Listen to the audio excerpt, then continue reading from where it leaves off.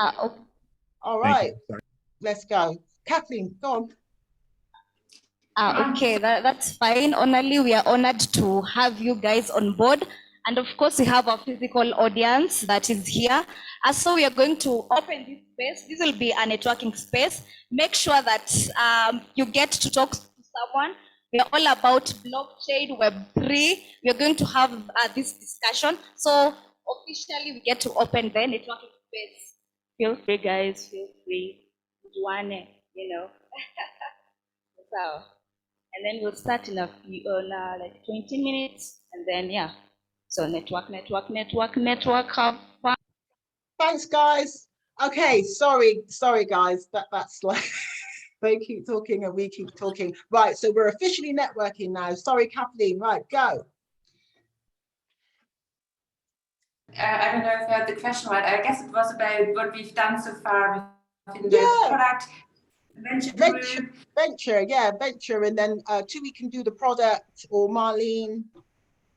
So the venture, basically the idea was, right, so we want to be hands-on, we want to build, we want to get things started. So on the one hand, products have to be built, but then once we have the teams and hopefully really great product, this has to be financed. So right now we gather like women, like working as VCs or being involved in launch pads or like incubators at large to, first of all, to build a network, to have the infrastructure in place to support women-led companies, DAOs, projects, and maybe hopefully in the second step to structure also a little bit of our own setup.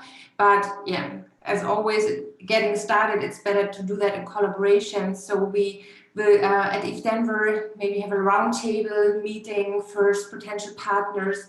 And what we also learned from the community is more to have this safe space, right? Just like these venturists, we kind of recommend that they also have some community credits of being, like really in a collaborative way with women of all sorts. Also kind of give us a hand of helping towards the first steps of getting funded. Not everything is pitch ready, not everything is validated enough to have like this or to scale on top of these finances. So this is also something we are looking into, just not to actually have the finances, but also getting ready to take the step. So this is what just like the seed is planted right now within Discord. So we have gathered a couple of women. We also connected with Search, another women organization, so who also look a little bit in the same concept. So we all get it started right now. And I think H.E.R Denver will be the first point of contact where we kind of ramp it up to have maybe first projects at H.E.R Denver where we can actually afterwards go into these talks. Excellent. Yeah, because we have some people building already, in terms of NFT platform for social impact. I know, Jeremy, you're working on a metaverse DAO, which is super exciting. Can you tell us a little bit about that, maybe? Yeah, basically it's going to empower the next generation of developers, children, women, everybody that's maybe disenfranchised developers also, to be able to have a safe space in the metaverse to build. And so it's like a metaverse and educational platform. Basically, it's merged together where developers can come in and build in a safe space, like she mentioned before. And then upon fruition of their ideas, they can take that piece, that virtual land parcel, and they can actually go with that and use that in their own business. So I think it's kind of like it's a way that we can get back to the community also, and to, like I said, the next generation of young developers who don't have the same kind of options as these, centralized big companies do, that they give other people, and not the people that don't have the same chances. So I think that's what I'm trying to build.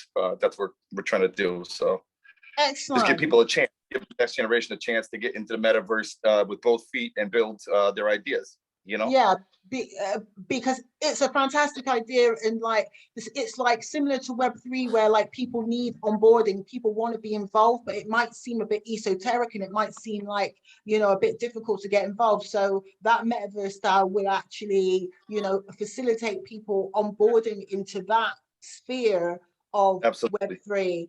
And, you know, it's going to work for retail, it's going to work for developers, and it's also going to work for investors. I mean, there's quite a lot of scope, and, you know, I've seen the partners involved, and I'm really excited about that one. Yeah, and I love the fact that, like, because we're such a broad kind of network, you know, there's such a large scope for collaboration, and that is exactly what we're about. Tui, do you want to talk a bit about one more what thing? you think? Oh, Sorry. okay. I just want to mention also that the team is going to be 70% led by women. Just to put that out there, like it's just to help, even, you know, whatever. I got inspired by her DAO and by you and your team, and I just thought that we should do that. That was a great idea also. So I just wanted to say that that's what we're doing with it. So let's just keep the momentum rolling and progress. Fantastic. Progress. That's it. Thanks, Jeremy. Thanks for your enthusiasm. Tui. Yeah, awesome. So yeah, talking to other collaborators or people in the space, like Jeremy just said, like building a place for like enablement, inclusiveness, to allow people who are really interested and really want to make a difference to get into the space. And yeah, we had our product lab kickoff this week, and it was a fantastic workshop with people all over the world from different time zones. And it was just so heartwarming to see all of these women from different backgrounds, nations, occupations, different level of expertise, just coming together and exchanging ideas, because in the end it's about like it's about solving our problems, like by the community, for the community, and that we come together here. This is like a fantastic moment, and I feel so empowered and happy and proud. I cannot describe it. It's just like a new, I guess, new beginning, something like that. And yeah, inclusiveness, absolutely, this is what we stand for. And hopefully many more people, women and everyone else, like, will come along on our journey. And it's very exciting. So join us on the Discord, on Telegram, wherever you can find us. And also we want to invite all of you to be part of this amazing journey. Yeah. Fantastic. I'm just gonna, yeah. Who's speaking? No, that was great. I was just saying, I agree. I thought that was awesome. I thought that was great. Thanks, Jeremy. I want to bring in Gayan Lakshmi, because Gayan is have I pronounced your name correctly though? Yeah, you can call me Gyan. Yeah, thank you. And because you're going to be doing a Web3 onboarding session later on, but I'm just giving you a chance to kind of talk to some of us now before you do your presentation. How are you? I'm good. Really excited for my session, and in general, just excited to meet everyone. Always a great way to spend the Friday evening. So I'm based out of Bangalore, India, and it's like about 8:45 p.m. here. So yeah, I mean, it's a fun ending to a week, I would say, just meeting folks across the globe, especially women in this space. Quite interesting to see what's happening. I would be happy to just introduce myself. I was just telling Onali that, you know, she asked for a bio, and I mentioned that, you know what, let me just introduce myself during the networking session. So I think that would be more productive than just, you know, calling out that this person works here, she does this, etc. So it's a great opportunity to kind of talk to each other about what we are doing. So just a quick background about myself. I graduated in 2012 and I finished my bachelor's in computer science and engineering. So I'm an engineer by degree, and I started working with basically typical software engineering firms. I worked as a software engineer for about 5 to 6 years. And one of the reasons for me to actually get into Web3 was because I did not like the work that I was doing, and there were a lot of issues with respect to the way in my team women were treated. I was the only woman. I was one of the 2 women actually, but women in my team were not treated so well, and that was one of the reasons that I got into the whole diversity and inclusion kind of mindset, that I wanted to do more for women in the industry, in the tech industry generally. So I started working with this nonprofit called Women Who Code early on in 2015, 2016. So I've been with them for quite a while now, and I started doing a lot of technical sessions That's when I came across Web3 blockchain about 5-6 years ago. So I started exploring it more from an engineering perspective, from a technology perspective. And I worked with several different startups, more from the academic side, from the engineering side, from the development side. So I have worn a couple of hats in this industry. I worked as a product manager for a project. I worked as a blockchain architect for one of the other projects. And currently, I'm working as the CTO for an African NFT marketplace, where we are also building a P2E game. I am working on 2 grant projects as a Solidity developer, and I work with Questbook as a content lead. Plus, we have started a small guild called the Phoenix Guild. We got a grant from the Ocean Protocol, and we started, thanks to H.E.R actually, that's how we got introduced to this grant as well. And we started a small guild where we are encouraging more women to contribute to grants, bounties, and other learn to earn opportunities in Web3. So we are going to be, I'll talk about that a little bit during my presentation as well, how folks can join the sessions, etc. So yeah, I mean, so in a nutshell, my expertise and experience is at the intersection of engineering, blockchain, and education. These are some of the things that I'm interested in, and of course, diversity as such.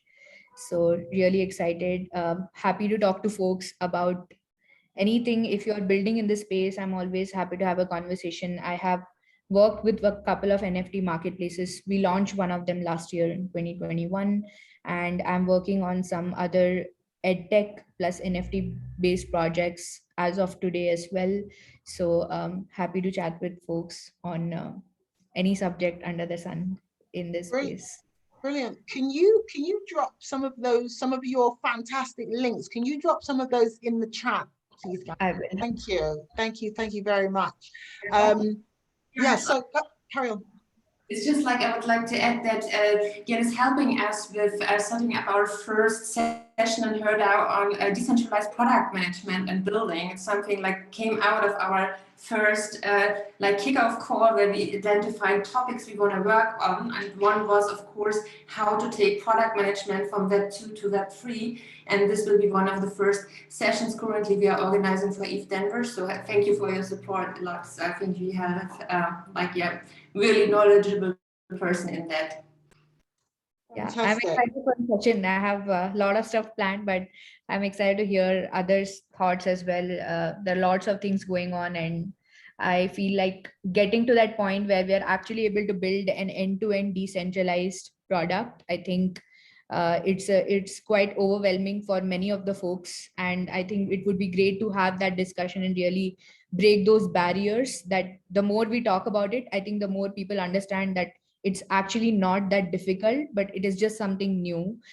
So I think it would be, I'm really excited, looking forward to the discussion. Wow. I mean, I can't wait till we get to ETH Denver, because there's going to be so many of us, there's going to be so many ideas. We're going to have like quite a full program. So there's going to be activities, and there's going to be like an internal program, or, you know, we have a hacker house, which, like, as you know, most people are now staying at the Grand Hyatt Hotel at the, you know, courtesy of Harmony. Harmony have offered to accommodate everybody for free, as well as giving them a travel scholarship, which is out of this world. You know, they've really taken this like radical inclusion seriously, and we absolutely appreciate them for that.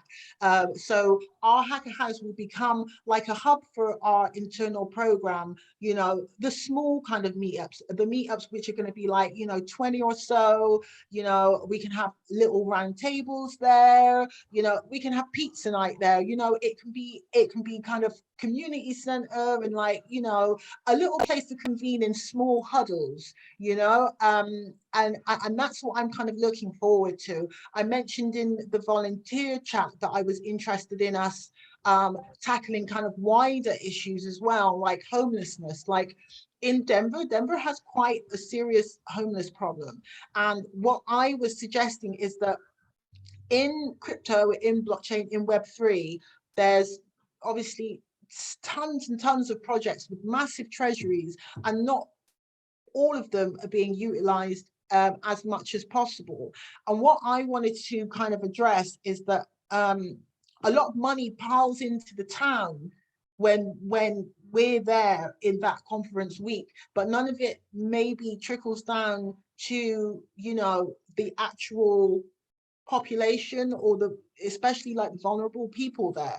So, you know, maybe that's something that we can just put our heads together and just think, is there an innovative way that we can use Web3 blockchain to like address some of these issues? And clearly some of these issues are structural, but you know, that's what our DAO is about. One of our mandates is innovation, and if we can innovate around, you know, social products, social projects like that, and create products for social impact, you know, which are connected directly to the places that we're actually convening, that would be absolutely fantastic. So that's kind of one of the things.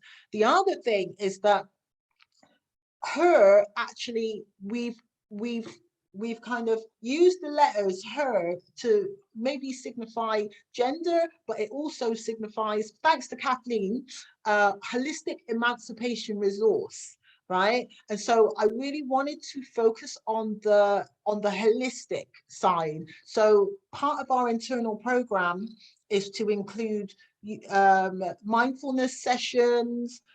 Yip Clouds from Unit did this in Lisbon, and it was quite well received. You know, so we could have like, you know, meditation or massage at the Hacker House. But I was just going to throw it out there if anybody had any other real ideas about how to bring in this holistic kind of program, how we can support people. What about yoga? Yeah, Yip does that. Yip does that. So we've got like Yip, you know, might do some yoga, and one of her contacts might do some massage. But I was thinking, you know, even if it was like maybe business psychology or mindfulness sessions or some sort of, I don't know. Yeah, I agree. We had That's also cool. That's really cool. One contributor in the group, in the product group, who was more focused also on mental health, and she said like all this Web3 is so much information and you kind of run all the time and always have imposter because you don't know everything, you can't know everything. So it's like this really at the same time where we try to empower women to take care of the mental health, you know, if everyone is all right, do you need your glass of water while you're hacking, you know, like this, not just purely being productive, but on the other hand also always have this mental health component in mind. So I really like this input in a meeting which was purely like focused on how to build products, right? Yeah, absolutely. Any more ideas? It's kind of great to have this, like, you know, opportunity to kind of like ask people kind of personally, like in your journey to Web3, what is it that you wished was there? You know, what was kind of missing, or what other support did you think that you would like or needed? I would say Like, something like, oh, sorry, go ahead. No, please continue. I'm so sorry. No problem. So I would say something like maybe casual conversation nights, or something like round tables, or just even like virtual nights to just hang out, and, you know, like we can call them coffee sessions or whatever, where we could just pick a topic and folks can feel free to join. Because I feel like there is, like somebody had already mentioned, there's too much information and sometimes it can be really overwhelming.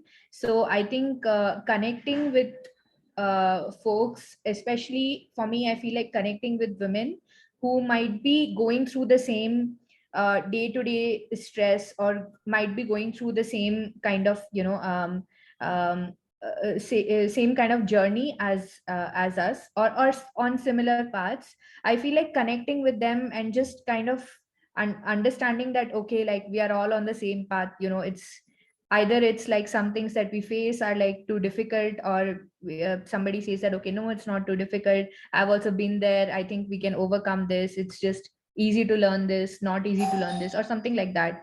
I feel like having casual coffee sessions could also be like something nice to just like hang out and talk to each other. I think I have seen that this has worked in the past sometimes. I know that due to the pandemic, we aren't meeting as much now, but I felt that when I was able to meet women in my circle, it was kind of a nice vibe to just bring the stress down, and then uh, gives us that energy boost to go all in into what we are doing. So Fantastic, fantastic. Yin's got her hand up. Do you want to? Can you actually speak, or do I need to put you on as a panelist? Can you? Yeah, I can actually speak. Good afternoon. Good afternoon. Sorry, my video can't be on because I'm actually at the salon at the moment. So, Well done, love, well done. and I'm conscious that this is being recorded. I just wanted to contribute. I think also one of the things as well is that there's a lot of people really passionate about the Web3 space, but this, because of so much information that's out there, kind of having like maybe an introductory session to Web3, so and the different aspects of it, maybe just to kick off the week, because I think it will really help people set the tone, because set the tone for the rest of the conference. Thanks, Diane. Yeah, good idea. You know, it's like there are going to be workshops and panels as part of the general structure of ETH Denver, but yeah, it would be really nice to pay particular attention to our cohort, and that's a really, really good idea. I think so. Sophia just wrote a message to Gamathi, asking where she can find all of your wonderful details. But Tim, are we ready to go? They said a couple more minutes. I just put an update in the chat there. Okay, there's yeah. a line at the elevator, and everybody's coming in. So they're filling in right now. He said they'll be getting started in just a couple minutes. No, that's fine. We're having a great discussion here, you know. So like just in case I can't, you know, reply on Telegram, just like, you know, just I'm monitoring all that. I'll take care of all that, and I'll let you know whenever they're ready to go. Oh, excellent. Fab. Marlene, do you want to say anything? You don't have to. You could just introduce yourself. Yeah, thank you. I'm quite happy to be here. I'm also a governor of H.E.R, so we try to a little bit organize the whole organization. But of course, our goal is to work this out in a decentralized manner. So everybody who wants to contribute or join our groups is very welcome, and also take part in our labs or in our mentoring sessions, so we can really empower more women to join the Web3 economy. Oh, is there anything else, do you think, now everyone's here, that we should be addressing in ETH Denver? I mean, we're actually covering a lot of bases, and for a very small new organization, I think we're doing fantastically well, to be honest with you. But is there anything else do you think we should be maybe covering and using the opportunity of ETH Denver? Actually, we already have so many points we want to address during ETH Denver and so many meetings. I think the challenge now is rather to organize this in a way so it's not too much and everybody can attend what he or she would like to. Yeah. Agreed. The organization is going to be the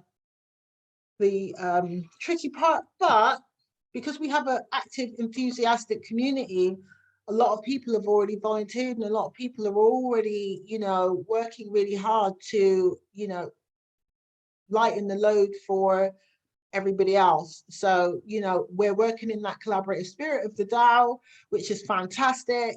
And, you know, I'm really privileged to be a part of this this growing thing. I mean, I had a conversation with ETH Denver yesterday, and they want to highlight our DAO in the actual official program of ETH Denver, because, you know, they said they've been watching from afar.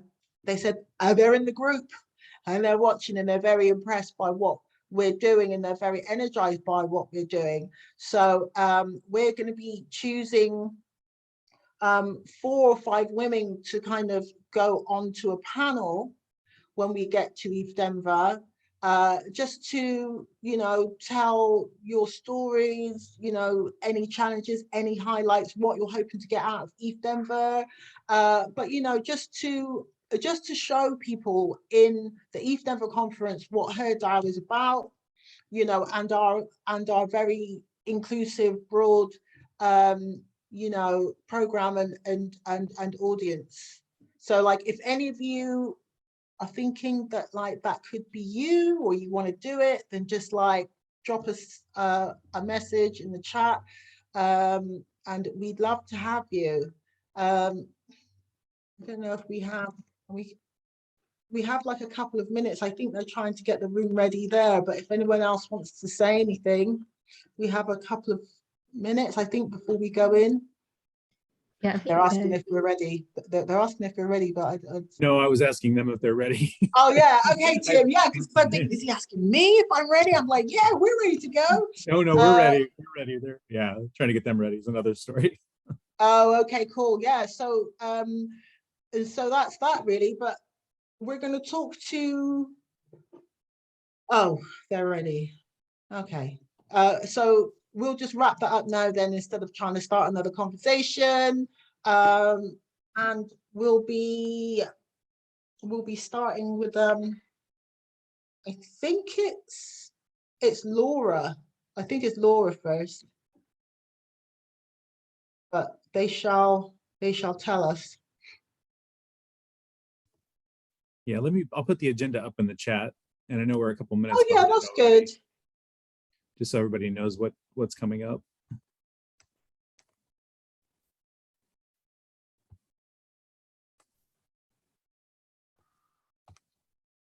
Oh, thanks, Garen.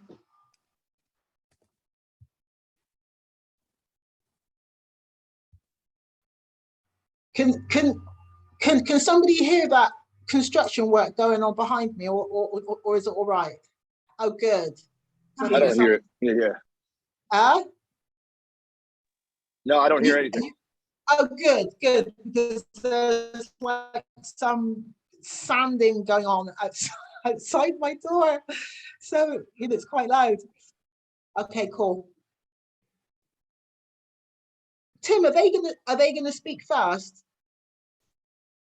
Yeah, that's how we've got it structured. There's 2 moderators on that end, Mary and Marie, and they'll introduce the room there to everybody, and then we'll turn it over to you, Onali. Okay, cool. And I cannot see, is Laura here? Laura, I had her down for 10:50 Eastern time, so she should be coming on like the next 10 minutes or so. Okay, because like Sophia, do you want to go first when we go into the speaking thing? Yeah, or Agama is. Yeah, I can go first. I also I have a presentation, so I can share my screen, or I can just show you guys the gallery, how it works. You can share your screen. Oh yeah, show us the gallery and share your screen if you like. I mean, it's entirely up to you, Sophia, but we'd love to see your NFT gallery live. That would be fantastic. So if we go to you when they're ready first, and then Agama, can you hear me? That's a no then. So if Agama's not ready to go, we can just go straight to you, Jian. Yeah, sounds good. Yeah, brilliant.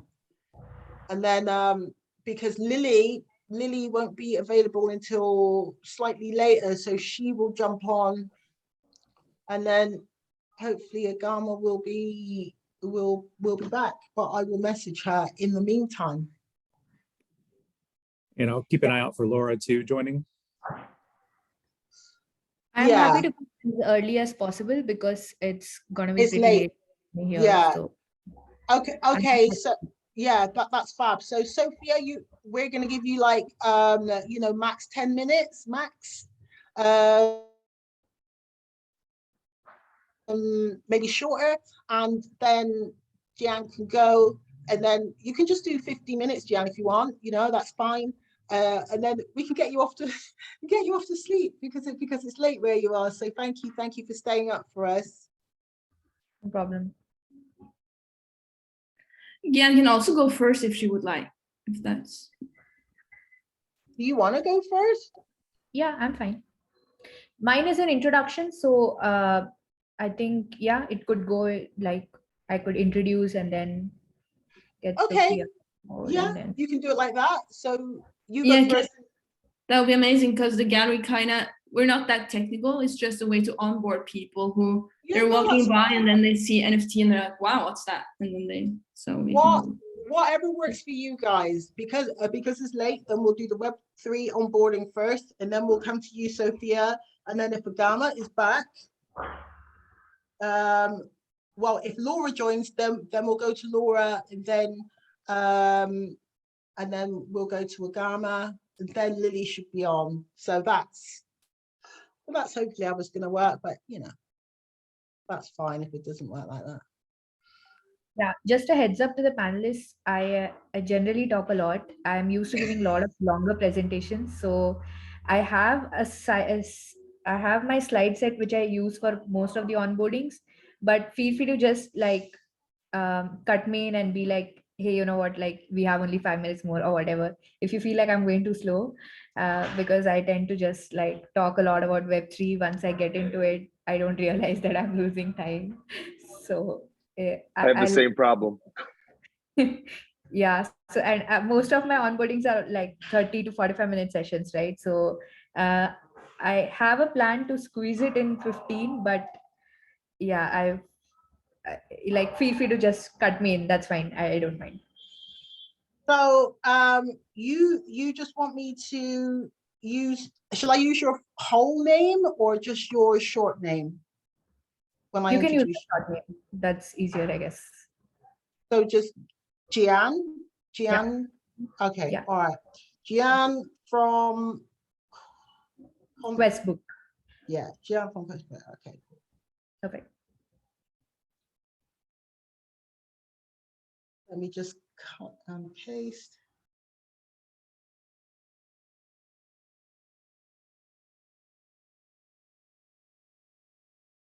Tim, are we going, or?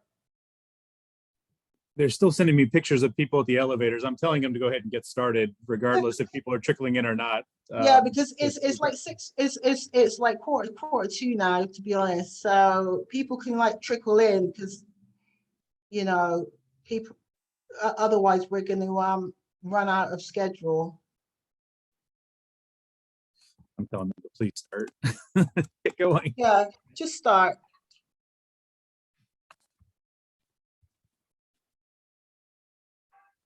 Okay. I mean, it's not bad for our kind of first joint one, especially as we're doing kind of like a hybrid, live online scenario. Yeah, there's a lot of they've got a lot of traffic there, and then they're doing a COVID only or vaccination only event. So they're checking vaccination cards coming into the building. So that's kind of slowing everything down. So that's the apologies for this. No issues at all. It's just that at some point, because it's kind of quarter two now, we have to just get going. All right, here we are. They're just starting in Nairobi now. Cool.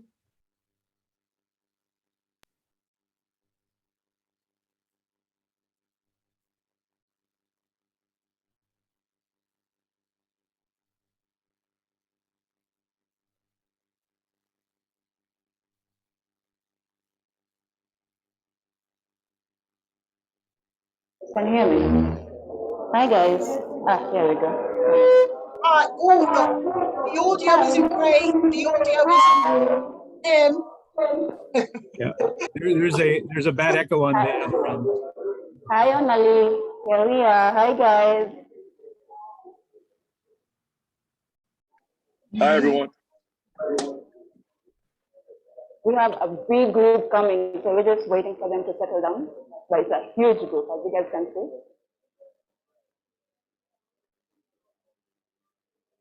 Hey guys, how are you? Happy New Year. No, I can't hear you. Happy New Year. No, I still can't hear you. Happy New Year. How you guys doing? Yeah. Let me welcome you all to Nairobi Gender Meetup. This is a platform where we're connecting girls to the Web3, but really we're geared to connecting devs, about Web3. I know you guys have had the hype, Web3, what's the word? NFT, right? You have heard about, all right, so Web3, blockchains. I'm sorry, everybody's like, what's a blockchain? What's NFT? How are these things related? Yes.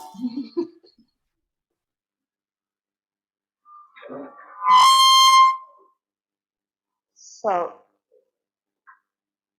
sorry.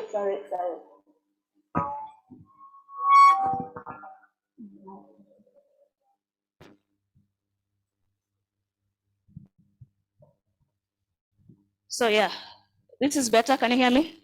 Better, yeah? Much better, yeah.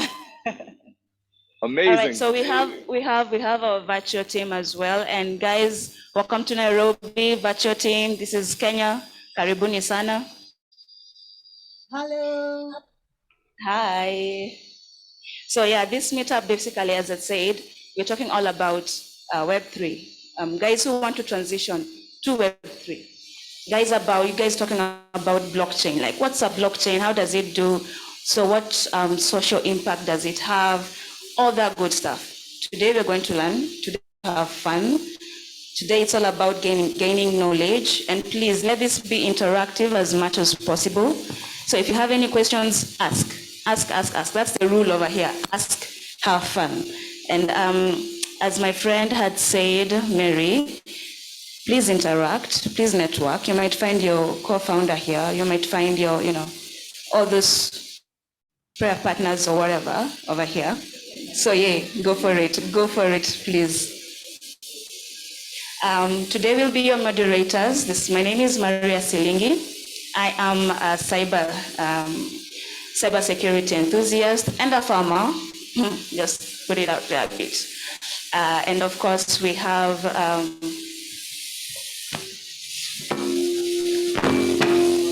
hi guys. There's so my name is. Oh, you might want to. The audio is not good on that end.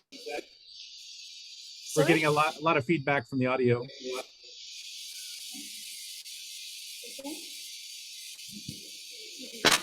It's like there's a hum in the line. I don't know. Oh, better, but still there. Okay, sorry for that technical hitch. My name is Mary Maina. I am a tech community organizer and I'm a software developer. Software developers in the house, where are you? It's good to see you. Over to you.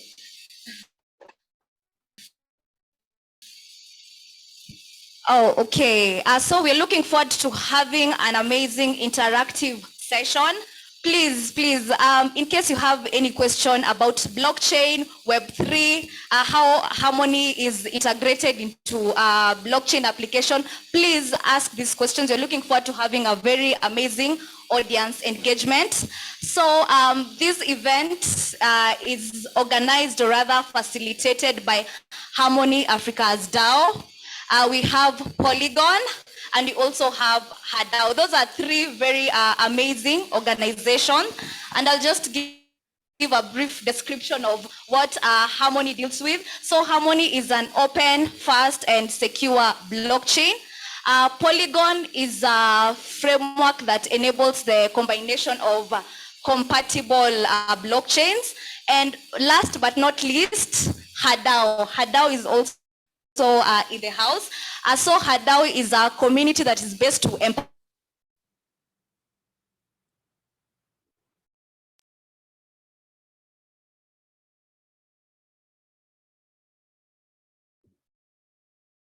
Marie, we've lost audio and video on that end. I thought that was me then. Inclusivity. Nope, they're back. All right. Who watches Nat Geo Wild? Okay, everybody, right? Because also I do. Whose side are you on, the lions or the antelope side?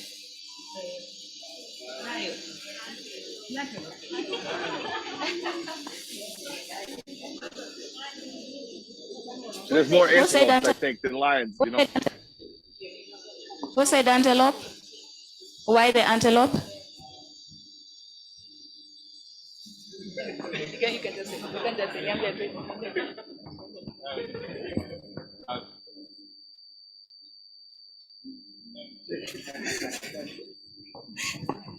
Yeah. Antelope. Because this okay, I can't pass. I'm sorry. This animal is being chased, is facing challenges, but in one way or another, he or she overcomes it. So for me, it's the antelope. Team antelope right here. Wait, one more. I'm running as fast as possible. I picked the antelope because it's the underdog. So I champion the underdog. What?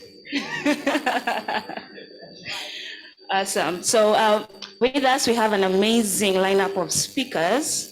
And as you can see, we have Onali virtually. Onali, please feel at home. Welcome to Nairobi. And of course, everybody virtually. Yay, woot woot. Jeremy, I see you, Jeremy. So Onali, over to you. Okay, thank you. And a big warm welcome to everybody joining us from Nairobi and online and from the H.E.R community and beyond. This is our very first joint Africa DAO and H.E.R meetup, coming live from the offices and co-work spaces of Usiku Games. And we are very excited for the next few hours of programming. We have some fantastic speakers. We'll be doing a live onboarding Web3 session shortly. We'll be discussing NFTs and play-to-earn gaming and coding programs for mothers in Africa. And I'll just tell you a little bit about H.E.R DAO. H.E.R DAO is an inclusive women's developer DAO. And the reasons we set this up were that there were problems of underrepresentation and lack of diversity in Web3 and blockchain. And it was clear from the data that diversity actually improves businesses' bottom line, their profit margins, and it improves innovation. So our mandates are innovation, inclusion, and revenue generation. And we want to build great products to improve the equitable futures for everybody. So in terms of the work we want to do in Kenya, we want to set up a regional DAO to distribute some of our opportunities to Kenyan women. We want to help support and fund African women's innovation, and we would like to form a program of incubation and acceleration with the women in Kenya. We're actually discussing with Usiku Games in Nairobi to maybe form a permanent office there to support the women in mobile game development. And with that comes DeFi and play-to-earn games. So if there are any women in the audience who are interested in working with H.E.R DAO to increase opportunities and skills for women in Kenya, please get in touch. So without further ado, we have an awesome woman to start. We're going to do the Web3 session first because Jian is in India and it's very late there. So we're going to do a short Web3 onboarding session. So this is Jian, the content lead at Questbook, and she'll take us through a basic session for 10 to 15 minutes. And please just keep your questions till after the presentation, and then we'll come in with Laura, do you want to go next, or Sophia? We'll work that out. But Jian, please take it away. Awesome. Thanks, Sonali. And hi, everyone. Welcome to this Web3 onboarding session. So I have kept the session like very basic, just a basic understanding of what is Web3 and how did we reach here. So a little bit about the origin and the journey, etc. So let me just share my screen. I think, Onali, you have to give me permission to share screen. Kim?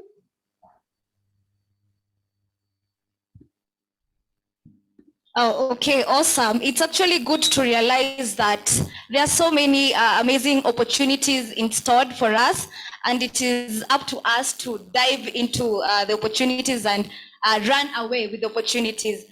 Okay, so I'll introduce our next speaker. That is Laura Sheen. So she's on board. Hello. Oh, sorry. They've got the next speaker ready to go here. No, what do you mean? I think we swapped the order in the agenda, so that's why they started with Laura. Yeah, go ahead, Onali. Go ahead and introduce the way that you were going with Lakshmi. Yeah. Okay, so Laura Sheen is a crypto journalist.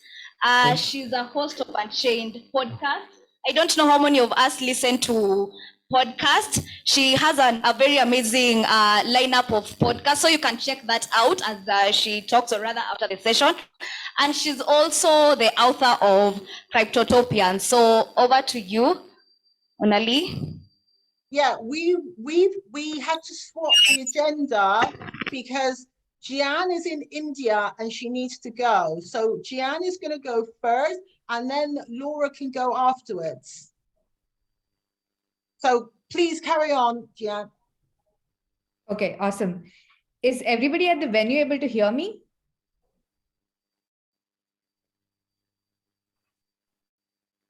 Yes, you're audible enough. Okay. All right. So awesome, ladies. Thanks for joining me this evening. So the topics quickly on the agenda, maybe we'll spend 5 minutes on each, probably lesser on the last one. Why we should get into Web3 now, why blockchain now, and what is this technology? What is blockchain and how did we come about this? I'm going a bit fast because I have 15 minutes, but feel free to just keep posting your questions. We'll come back to them after 15 minutes. So here is a quick context to why you should get into blockchain now. This is a graph, or this is a survey result from Gartner, which is a popular organization for understanding how emerging technologies are going to be doing every year. So this is the hype cycle for blockchain 2021. So the quick takeaway from this figure is that right now, if you see at the bottom, there is a bottom bell curve which says trough of disillusionment. That is where we are. So anything between 2020 to 2025 is going to be the trough of disillusionment. What this trough of disillusionment generally means for most technologies is that this is where the most amount of real-time use cases for a technology will be discovered. So this is the same for blockchain as well. And those who can get into the technology at this point in time will have a first mover advantage. So if you're learning about blockchain now and getting into the ecosystem now, you have a first mover advantage of discovering what are the different kind of use cases that can be powered by this ecosystem. So this is one of the best times to get into this technology. And so you are at the right place and definitely at the right time. Of course, according to Gartner, enterprises as well will also start adopting blockchain. So even if you want to get a job in an existing enterprise, cloud-based or anything else, this is again the right time to dive into this technology. So let's dive right into it. What is Web3 and how did this terminology come about? Very quickly, Web 1 was when Tim Berners-Lee kind of introduced the concept of WWW, right, the internet. And when the concept was introduced, we could only interact with the internet. It was like a static Wikipedia. So we could just read information and we could understand what was happening all over the globe, right? Now, Web 2, when we talk about Web 2, so all of the different things like your cloud, general JavaScript programs, all of these fall under the Web 2. So what is Web 2? Basically, it is the writable phase of the World Wide Web. That is, you could not just read information, but you can also contribute to information. So the chat apps that became popular, like Yahoo Messenger, there was a boost of that. There was a .com boost. So all of these gave basically an evolution of our Web 1.2, right? Now we can not just read the information, we can collaborate, we can chat with each other, we can send emails, we can collaborate and participate, like e-commerce, we could buy things from the internet, etc., right? And moving on from that, we started an altogether new era where the internet itself became extremely intelligent, right? So now when you go to websites, you buy products, you get recommendations that last time you bought this, why don't you buy this time? Or you have Google, you have Alexa, Google Home, you have Alexa, you have Siri, where you can just give voice commands and make them to do things, right? So the internet is becoming intelligent, and we are becoming more and more hyper connected. We are becoming more and more virtual era of web, right? Introducing something else in Web 3, right? Of course, this is the same thing, like we are exchanging more and more value online, right? Right now, I'm speaking to you virtually, I'm speaking to you online, but you are able to gain some value from this event, right? So we are extremely hyper connected. But in order to exchange this value, we are consistently dependent on third parties, right? Because we don't trust each other directly, especially when it comes to the financial transactions or any other transactional material, right? So we constantly tend to use third parties a lot when it comes to exchanging value online. Now, one thing that folks felt was missing in the Web3 umbrella, right? What is the one thing that stops you from using an application, going to a website, etc.? It is trust, right? You don't trust that website. You don't understand what that website is doing. You are afraid of the security implications of that website. You're afraid of the security implications of that application. And this is where, in the Web3 umbrella, we have blockchain, which is solving the current problem, right? Now, let us see what the problem is and how it is being solved. So think of this very basic infrastructure, right? In terms of how we do transactions in a traditional financial ecosystem. We go to a coffee shop to buy coffee. We want to swipe our card, but before actually buying the coffee, there is a huge element in the center, right? That is our bank. So the transaction goes to the bank. The bank has a ledger, which has an account of all your details, all the transactions in the past, etc. And only once the bank approves, that's when you can buy your coffee, right? Because the coffee shop realizes that, yes, you can debit your money.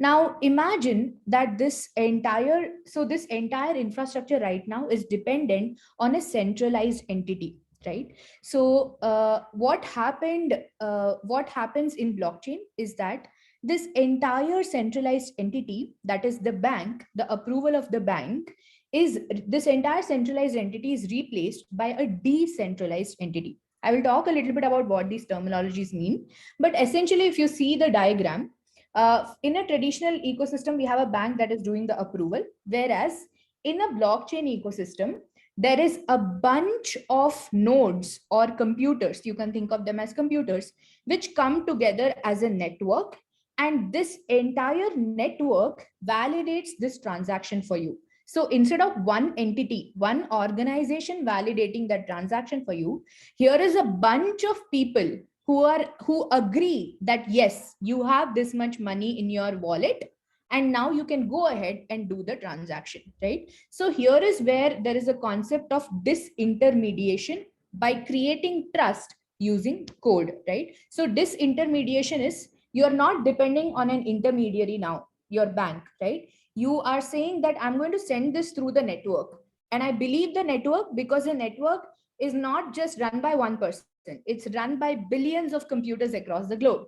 And if this network says yes, your transaction goes through, right? So essentially the network is stepping in and creating that trust for you, right? So this is trying to fulfill that missing trust factor, which was there in the Web3 ecosystem, to make it complete. So how did it all start? And why is this need of, having this decentralization, this disintermediation? What is wrong with having intermediaries? Well, so the story goes back to 2008, when there was a huge financial crisis, primarily started in US, but the trickle down effect was across the globe.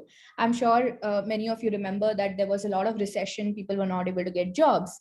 But most importantly, financial institutions like investment banks, insurance corporations, and even the actual banks kind of shut down, right? So what happens when these kind of events happen and there is an economic trickle effect is that there is an upper strata of people, right, who are very rich, who have a lot of money. So they have some connections where they can recover their money. But what happens to the middle strata and the lower strata of money, right? Once these investment banks or these financial institutions shut down and they declare bankruptcy, there is no way for these middle class or the lower strata of people to be able to get their money back. And for a lot of them, this was a huge setback, because all of their money is there in the bank, right? What would they do now? Their life savings are gone. They can't do anything. Why? Because we are solely dependent on these third party intermediaries to manage our money. To solve this problem, there was this one person or a group of people known as Satoshi Nakamoto, their identity is still hidden, created something called as a digital currency based on the principles of a computer science concept called cryptography. So we call them cryptocurrencies now. And he published a paper called Bitcoin, a peer-to-peer electronic cash system. Now, there was a lot of research that was going on around digital currencies and what they mean. But this paper was the first ever paper that solved an important problem with digital currencies called double spending. Because digital currencies are created online, it is very easy to create something similar and try to double spend the same amount of money, right? That's what is double spending. You spend it once, but you can spend the same amount again. Why? Because it is digital.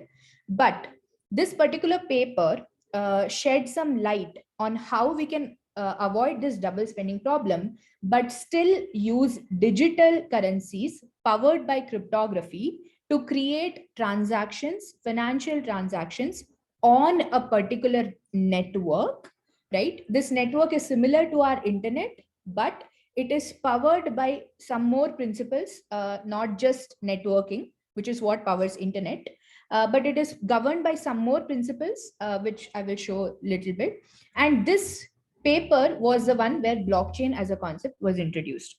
And this became popular for several reasons. One of them definitely being the financial use case, where we were dependent on a single entity to kind of do our financial transactions. But now this brings us the ability to do things in a decentralized way. That is, we are not dependent on one entity, whereas we are able to do things in a very decentralized manner, right? Of course, in 2010, one slice of pizza was sold for 10,000 BTC. I can't even imagine how expensive that would be right now, right?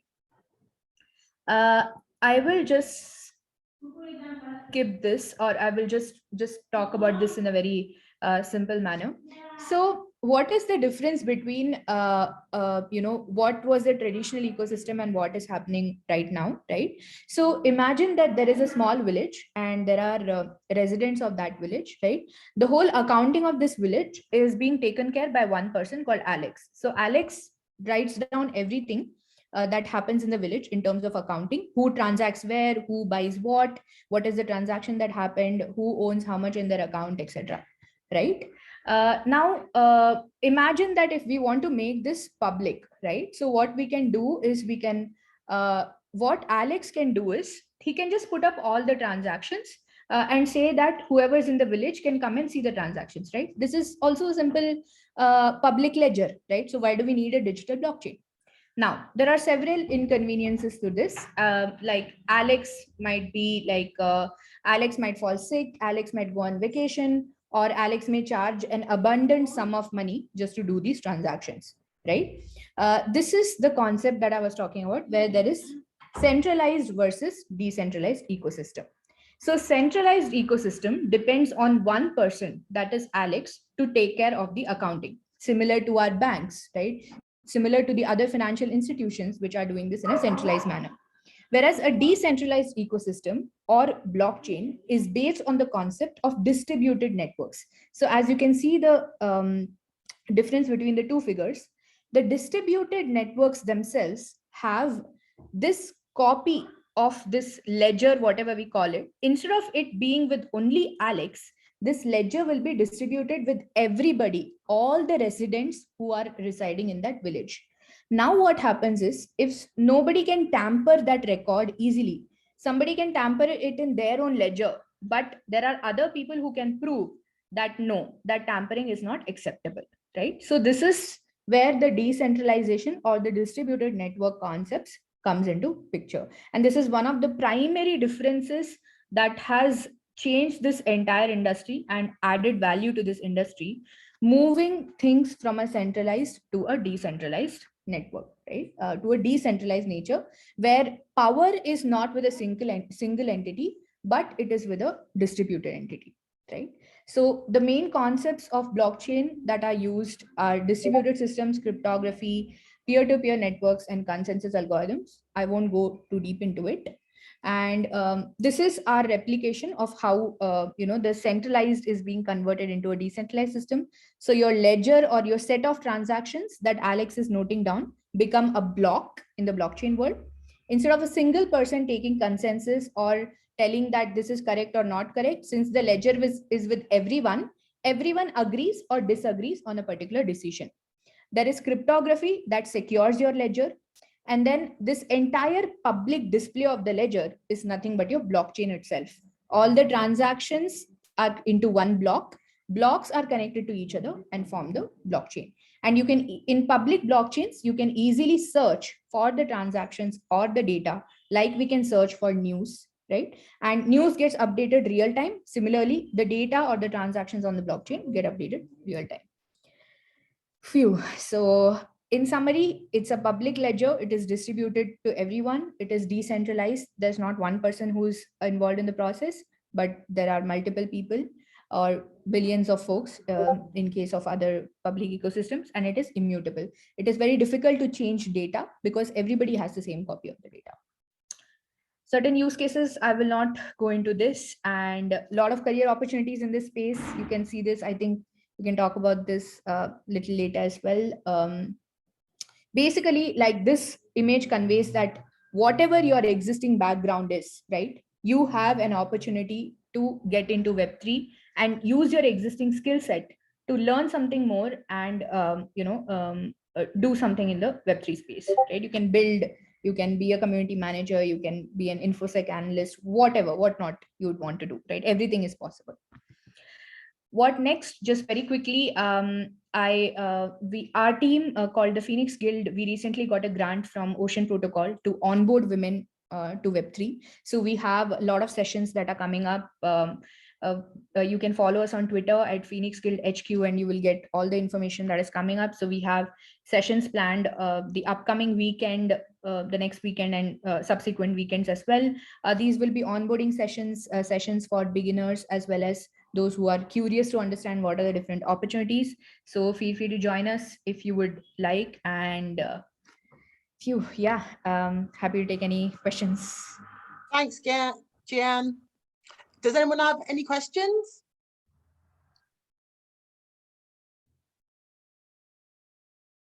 Any questions in the room? No? Okay, yeah, I feel like we need some time to just digest all this information. Exactly. Trying to just get through the whole slides as soon as I can. But yeah, feel free to join our upcoming onboarding sessions as well. There'll be 30 to 45-minute sessions. There'll be a lot of time for Q&A. You can reflect and think about what you kind of understood today, and then come back and just check in with us. Thanks ever so much, Gian. And we're going to go straight over to Laura. Laura Sheen is a crypto journalist and podcaster. Hi, Laura. Thank you for coming. Hi, thanks for having me. Fantastic. And you've got a little book coming out soon, which you're going to tell us about, hopefully. But can you just start by giving us a bit of a background? Just tell us a little bit about yourself. Yeah, so I have been a journalist for more than 2 decades, and I started covering crypto about 6.5 years ago. I was I was freelancing for Forbes at the time, but I worked very frequently with them. And they asked me to do what they were calling the first Forbes FinTech 50 list, which was a list of kind of the top FinTech 50 companies. And the other reporter who was also in charge of the list, she and I just divided it into subcategories. And I took the category of digital currencies and became completely obsessed. So yeah, for the last 6.5 years, this has been the main thing I've covered. And now I do a podcast twice a week, and I have my book coming out in February 22nd. Awesome. And like, just tell us like the reasons behind why you thought this book was necessary to write. You know, what did you see in crypto that made you write this book? So I don't know, if the audience was involved in crypto back in 2017, but that was a really mind-blowing year, basically, for anybody who was involved in crypto or blockchain technology. And the reason is that before then, Bitcoin had always been kind of like something that definitely certain types of people were interested in, but it wasn't kind of something that had broad appeal. There were definitely like people who had gotten into it, both not only just trying to get rich, but also who had gotten very rich from it. And what it kind of enabled a lot of people to do that was they'd gotten in very early when, Bitcoin was $1 or less, or $10 or less, or whatever. And then, the price had gone up to like 1,000 or whatever the price was. And so a lot of people were getting interested in like finding the next new coin that was going to, they were going to get in on the ground floor and then see, if they put in $100, soon it would be 100,000 or whatever. And there was this platform that had been created called Ethereum. It's now the second largest crypto network. And Ethereum was different from Bitcoin because Bitcoin kind of was pretty focused just on being digital money. And Ethereum was built more to be like an app store. So if you think about your phone, developers can upload any kind of app that they want there, right? It could be like, I'm into meditation. It could be a meditation app, or it could be a crypto app, or it could be a productivity app, or, it's just, they're all different, right? It could be like a video app. And so the idea for Ethereum was, okay, so instead of Bitcoin, which is just kind of this narrow thing, why don't we make it this open-ended platform where people can upload decentralized applications? Because as you heard in the last talk, Bitcoin is decentralized, and the creator of Ethereum, a man named Vitalik Buterin, had this idea: why can't we make other applications that are also decentralized and developers can design them any way they want? And so once Ethereum was up and running, basically in 2017, all these developers were trying to create decentralized projects, and they were raising so much money from all over the world and very quickly. And it just snowballed so fast. And so my book kind of just describes how that happened. And because Ethereum was the main platform, probably like 2/3 to 75% of the book is basically just a history of Ethereum. And then toward the end is when it kind of branches out to describe what is now known as the initial coin offering craze, because initial coin offerings were this phenomenon where these developers were raising money for their decentralized projects. Cool. So can you like tell us a little bit about the culture of crypto? Because I've been in crypto for a while, and it's always been very male dominated, full of like, gamer bros, as we affectionately call them. But like, just give us some like insights to, on the culture of crypto, and like, what do you think needs to change in the crypto and blockchain sphere to make it more welcoming to women? So I have to admit that I definitely came at this with a sort of privileged position, because from the beginning, when I would interact with people in the space, I was saying, you know, I'm writing this for Forbes. I'm going to cover this for Forbes. And so right off the bat, people would just treat me better than they would like any random other person that, you know, might approach them. So that, first of all, helped me quite a bit. The other thing that helped me quite a lot is that it gave me access to the more serious types of people, like the serious builders in the space. So I wasn't just like going to a random meetup and having it be, you know, 90% guys, and then like trying to engage in their bro talk with them, you know. I was calling people who were serious entrepreneurs and finding out about their projects or investors or whatever. And I was really getting kind of like the cream of the crop, frankly, in terms of like who I was engaging with. And so I actually don't even know if I was super conscious about the fact that there weren't that many women until I went to some of my first conferences. And probably the worst one of those for me was one where it was like Wall Street people interested in blockchain, because when you combine those two communities together, then it's like, definitely, if you're a woman, it's very alienating. Like I literally, if I recall, I think it was one of like only 3 women in the room. And on top of that, you know, everybody was in suits. And like, I was not a financial person. I was a journalist. So I didn't show up in a suit. And I remember like I sat next to this other crypto journalist, but he's a guy. And I remember just feeling like he could kind of like chat more easily with people than I could. So anyway, the point is, it was good that in a way I didn't have that awareness, because it was mostly one-on-one phone calls in the beginning. But then yes, once it was kind of more of a group event, then I definitely was like, oh, okay, yeah, I sort of don't really fit in. But what I would say is that certainly when I go to the bigger conferences, especially the more crypto focused ones, then kind of that bro-y flavor, it becomes more apparent. Back in 2018, after that massive run up in prices in 2017, people might recall that there was a big conference in New York, and there were like Lamborghinis on the street, and there was this big party on a yacht, and he gave away Aston Martins, and one of them had like the Ethereum logo on it. I mean, it was like, you know, there were definitely a lot of what's the word, just this kind of like speculative mania that flavor was there.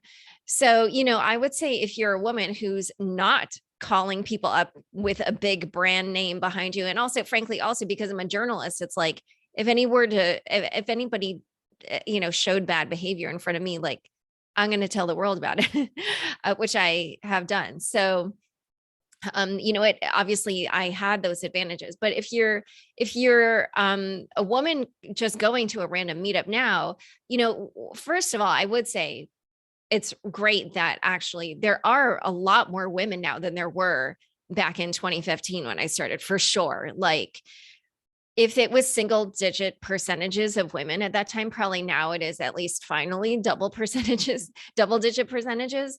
But maybe, you know, if you kind of try to find other female friends to go to those events with, there are definitely men that are more welcoming than others. And so you could probably actually kind of figure out who they are on Twitter, frankly, because every once in a while, the gender question does come up, and you will see which accounts are just like, there are definitely accounts where they're like, there are no barriers to crypto. Women just aren't interested, for sure. You will come across that. I personally have come across that multiple times. But also there's a lot of men who will chime in and they'll say, you know, yeah, we would love to see more diversity, and they'll, you know, do threads where they're calling out all the really smart women that they love to follow and on Twitter or whatever. So there definitely are supportive men. And the other thing I would say is like there are online groups like She 256. or other, like I know I've been invited to a bunch of like Telegram groups and Slack groups where it's like one of them a long time ago, I haven't checked this one in a while, but it was called 51P and it was for 51% attack. So if you don't know what that is, it's like a blockchain crypto thing where it's like, you know, if for whoever controls a majority of the ledgers, you can kind of like change transactions. And it's called a 51% attack if like people are actively trying to gain a control of the majority of the ledgers in order to change transactions. But obviously women are 51% of the world. So, you know, they called it 51P.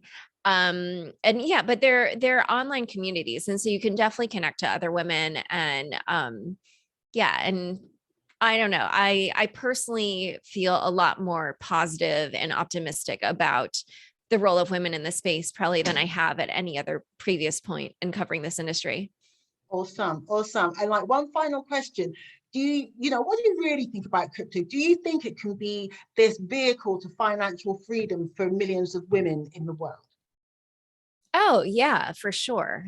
I mean, so people, I don't know if people have listened to my podcast, but like one of the early shows that I did was with Roya Mahboob, who is an Afghan tech entrepreneur. And she had, you know, I mean, the Afghanistan culture, as she talked about, is not one that is very welcoming to women even being educated, let alone being entrepreneurs, let alone being involved in tech.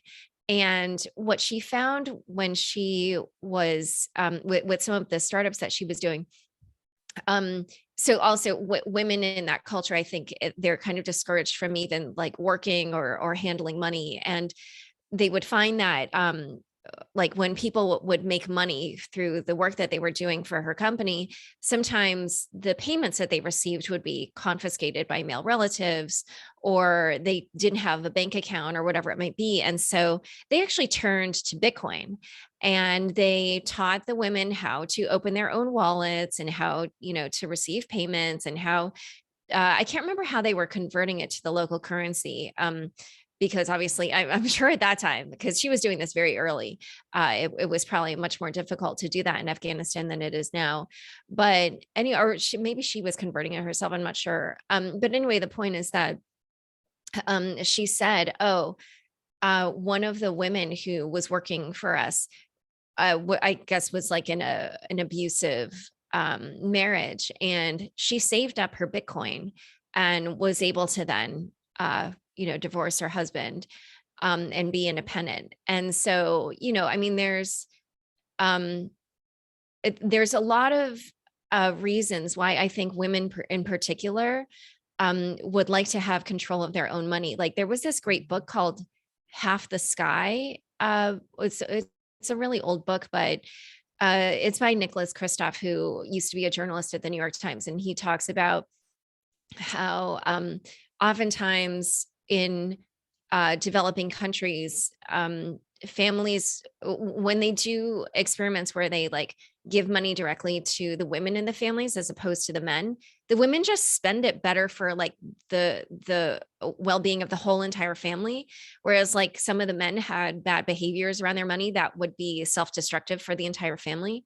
So, you know, crypto is something that is very self-empowering for a lot of people and for women in particular. Excellent. Thank you very much, Laura. It was absolutely brilliant to have you. Please drop links in the chat or, you know, give people a direction of where to find your stuff, and good luck with your book that's coming out very, very soon. Yeah. Just plug it quickly.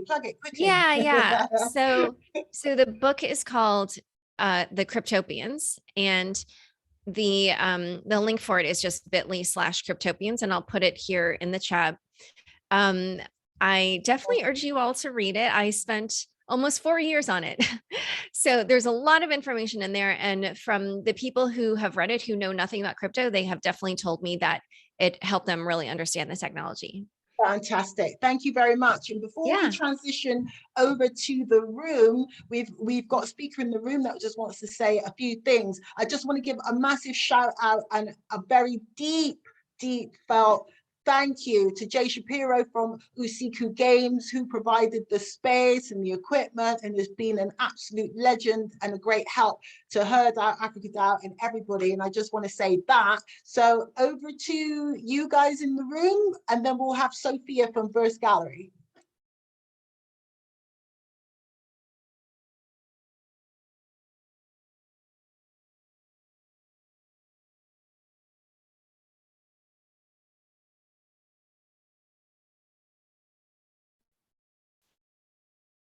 Marie, I'm sorry, you're all muted on that end. Okay, just 1 second. Can you hear me now? Yep, sounds great. Thank you. All right, so just a brief description about NFT. Knows NFT? Can you just tell us, just what do you think? What do you understand by NFT? An NFT is a digital art. Yeah, so it's called non-fungible token, meaning they can only ever be one kind of the item. So it's deployed in blockchain. It's like you take a picture, but now you deploy it in blockchain. Yeah.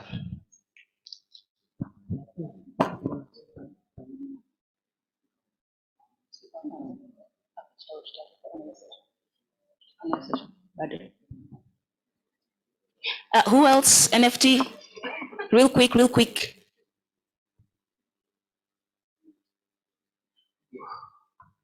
One second.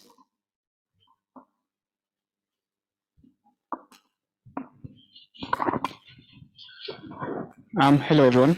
So NFTs are, as he has said, non-fungible tokens, and you can NFTs through OpenSeas. You get in OpenSeas, then you okay. So you create an account on OpenSeas. Then after creating an account, you connect it to your MetaMask, exactly. So you connect it to your MetaMask, and you can make NFTs with Ethereum. You can also, you have to use, while using OpenSeas, you also have to, I think, use Ethereum to connect the NFTs, sorry, anyway, so some of the NFTs, an example is the Bored Ape, which has trended for a very long time, and a lot of people have actually bought the Bored Ape. So yeah, among others, I've seen several other people making NFTs, so yeah. Thank you very much. Wow, he has come up with another word, MetaMask. Wow. So probably we should also recognize the presence of ladies in the house. Probably one person can also give a description of what she has asked about NFT. Anyone? Ladies in the house, ladies in the room. Okay, hi. So an NFT, I've seen it being used also with non-digital assets, for example, real estate. So it could be just that digital unique token that's given to an asset that makes it unique and not replaceable. Thank you guys so much for the descriptions. I'm saying this because we have a speaker who's going to tell us more about NFTs. I'm so sure some of you will be like, oh my God, what's an NFT? Or you've heard about the hype about NFT. So kindly welcome Madam Lillian. She's a guru in this thing. So bombard her with questions, left, right, center, knock her out if possible.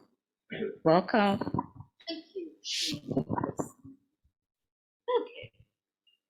Right. Hello, everyone. Now, I wouldn't call myself a guru in NFTs. I'd call myself a person who's actually experienced both the good and bad sides of non-fungible tokens. So, I am Lydia Mugure Mwangi, Danu. Most of my friends call me Dan because when I was starting out in the digital arts industry, I took on a middle name because I got tired of people confusing me for my own secretary. So I just started saying, call me Dan. Yeah.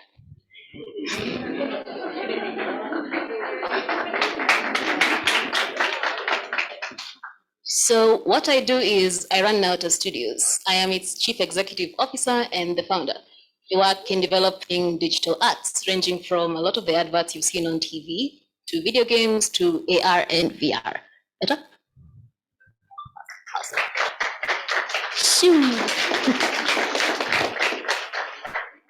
So I should, that's enough of myself. I'm here to talk about NFTs. NFTs are non-fungible tokens, but that's a lot of words that, in all honesty, don't make a lot of sense when you put them together. So I'll simplify it to the base element.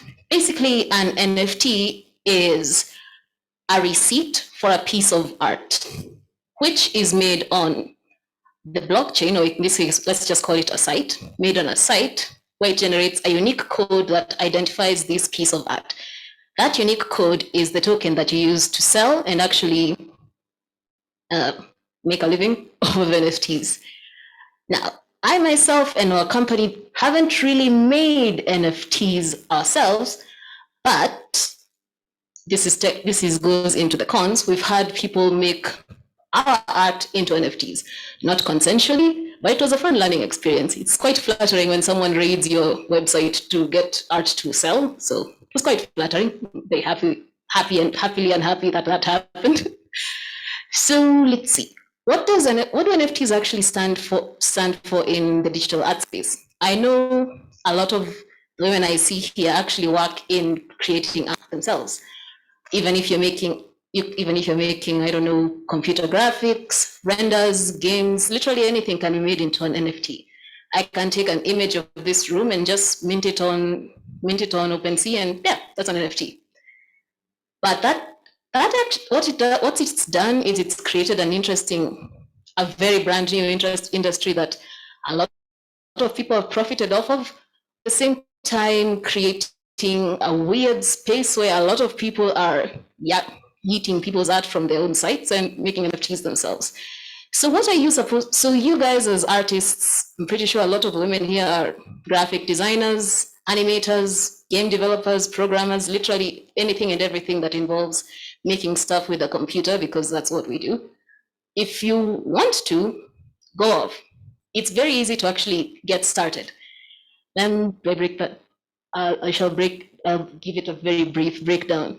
All you need is a piece of art, upload it, you pay the gas fees, you have to pay money to make money in the NFT game.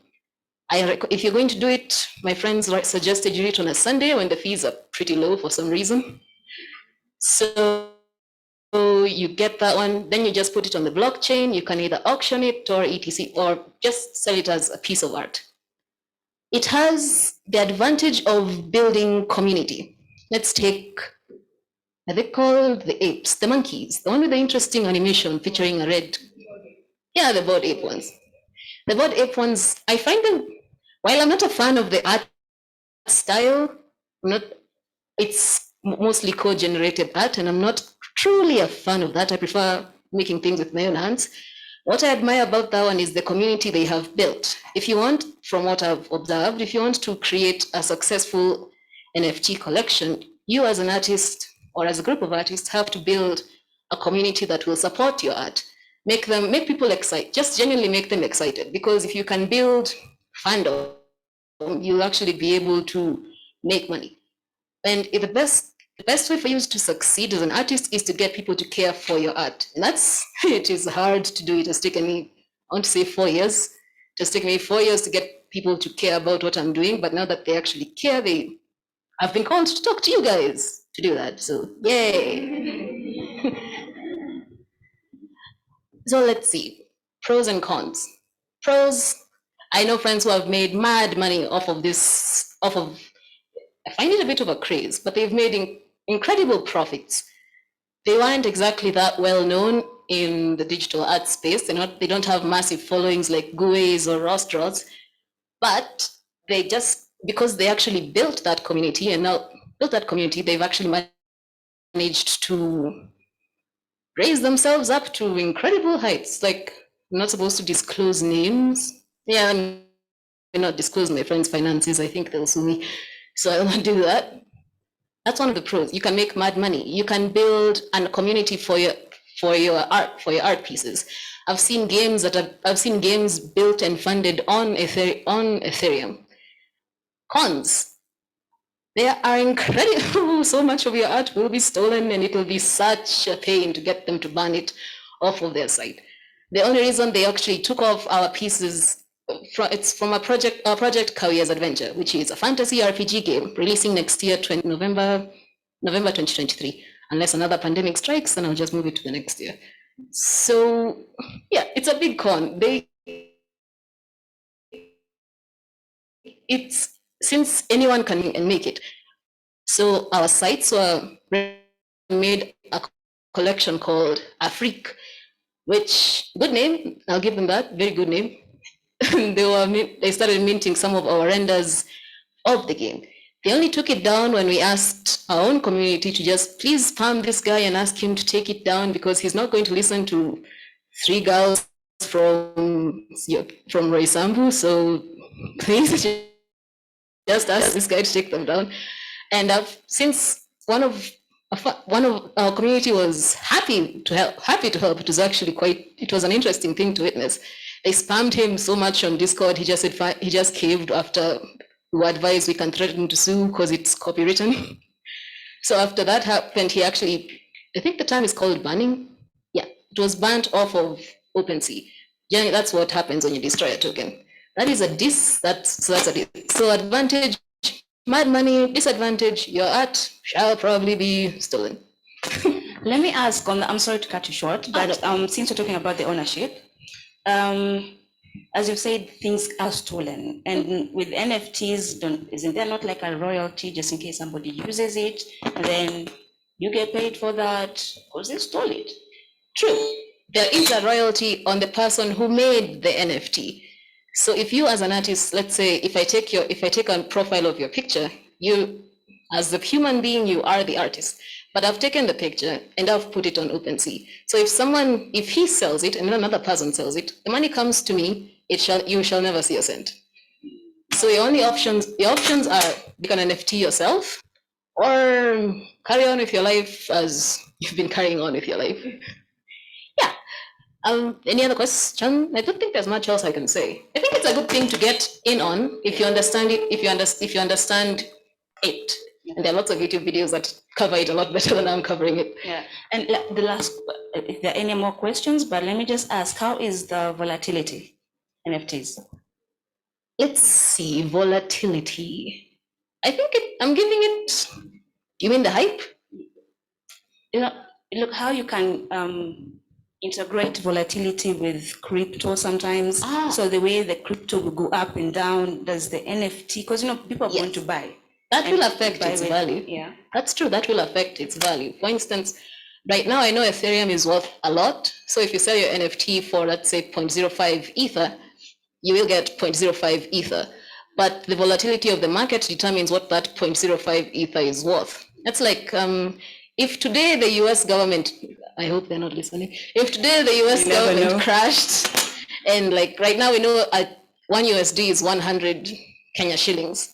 If you put all of your money if you convert it into USD, and let's say things go catastrophically wrong, and then the worth of the dollar goes down to, let's say, 20 bob. When you convert it back to Kenya shillings, the worth of that money has gone down significantly. So that's literally that has been happening. I feel bad for the people. That happened a lot in the first week of January. It really went down. So I know some people who are screaming. Wait, I remember. Hi, anything else? Yeah, I think it's a good thing to get in on because I'm a big fan of piggybacking. As we are Africans, so you usually have to piggyback off of existing technologies. So if you want to use it to ricochet yourself from point A to point Z instead of going point A, B, C, D, go off. No one's going to stop you. Oh, questions. There's a question. Great. Hi. Okay, so. Oh, sorry. Yes. Okay. Okay, so my first question is, you said that you're not making NFTs yourself, or I myself, as a company, we are not now just studios isn't making NFTs.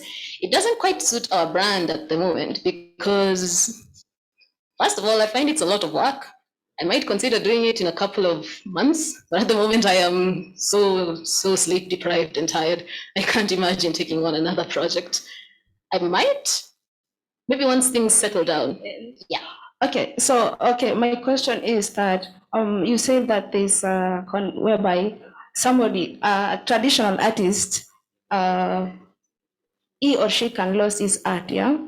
You as a CEO, what do you have in mind, or how are you going to help this traditional artist? Because as you said earlier, or the meaning of NFT is dual artists, yeah? You have your own unique code.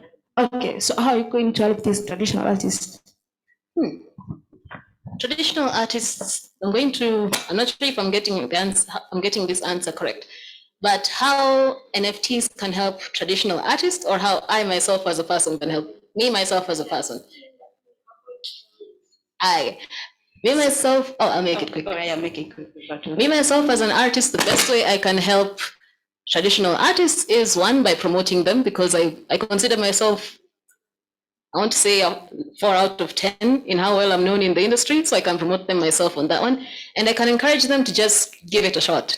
You're not going to lose much. You're not going to lose anything in actually just putting yourself out there, because that's actually how we as a studio have survived, by just going out and showcasing our works. So yeah. Yay. I believe I've taken up enough time. Thank you so much. Thank you so much. That was lovely. I'm so sure, guys, you've learned.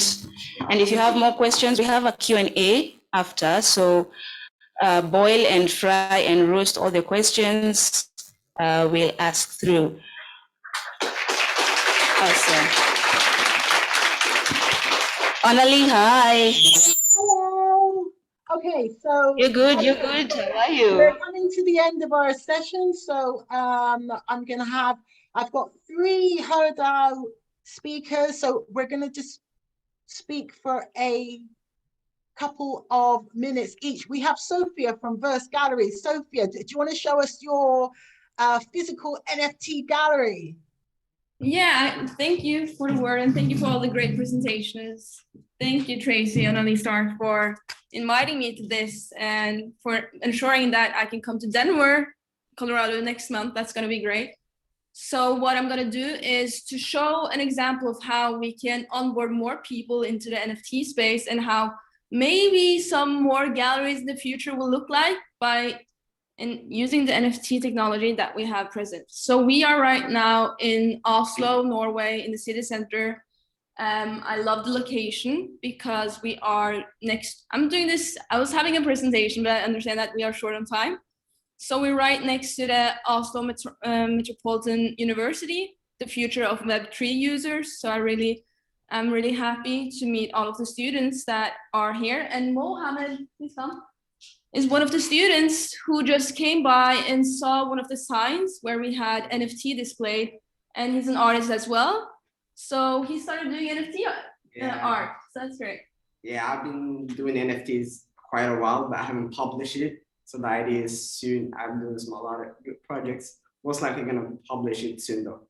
So it's gonna be great. And then you also have a physical space and get the recognition as traditional artists to invite their parents, their friends, their family to a space where they can show their work, and not just on a computer screen or the phone screen, as many people who does NFT has to do. So I think it's a great way to introduce people. And we usually start with, I think it's kind of dumb. So I only want new cool artists in the space, but in order to onboard more traditional art people, I would say, and established institutions, we usually start out with Damon Hirst to show that NFTs are legitimate. We have established artists that work with this. It's not a Ponzi scheme that many people come through and say.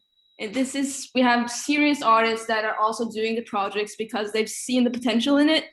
We also have Word of Women displayed in order to talk about, and this was a project we went in early on and taught our visitors. It's open and it's free for everyone to come through. That's a really important fact for me. So it's not that great business-wise, but it's important. I think it's a long-term marathon in order to onboard people that everyone in the crypto space will benefit from physical spaces such as this.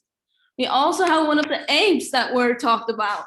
I'm not into that community. It's really heavy with the guys. I'm more into what the Word of Women are doing. It's more female focused. As Women Rise is also a great NFT project with focus. And this is a pudgy penguin. I just bought it because I thought it was cute, and now I can own a penguin. I was playing a lot of Club Penguin as a kid, and now it's cool with NFTs is that you can own your own unique avatar, and you can have, the sound is gone. Can you hear me, by the way? Yeah, we can hear you fine, Sophie. Yeah, I was just reading through. And then we have a cool cat, which is also a token into a metaverse digital society you can be a part of by having that NFT. So NFTs are much more than what traditional art has been previously. It's a ticket into a digital society, I would say. And if we go, tell me if the internet, I think that was it. Yeah, I think the internet's going now, but thank you so much, Sophia. It's lovely to have you on. Thank you for showing us your gallery. Lil, are you ready to speak? Like for like a couple of minutes? Can you hear us?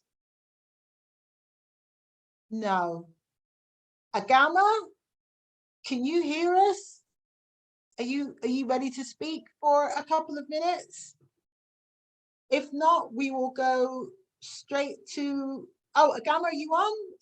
Hello. Yeah. Hello. Hi. Brilliant. This is Agama from Lunch Code. Brilliant. Lovely to see you. Hey everyone. Hi. Introduce your project, Agama, please. Good to see you. Hi, I'm really glad to be here. Thank you so much, Nali. Thank you, everyone. So my name is Agama from Nigeria. I'm an IT professional. I have a background in computer science, and I've been working since 2009. And just because I have a very short time, I'll just go straight to the point. So in 2020, I actually decided to start a WhatsApp group just for myself and any other woman out there who wanted to learn how to code at the time. And I found out that I wanted to get more into tech, like get really deeper into tech, into coding, because I have systems administration background and experience in ed tech as well.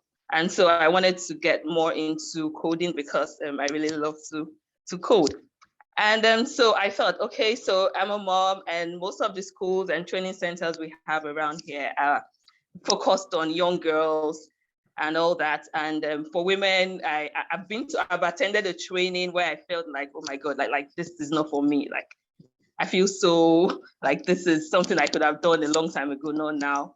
And so I thought, okay, maybe a group of women who are actually not young girls, not in school, and moms with responsibilities and all that, wanting to really get good at coding, coming together to do stuff would be really great. So that was why I set up the WhatsApp group at that day in 2020, September actually.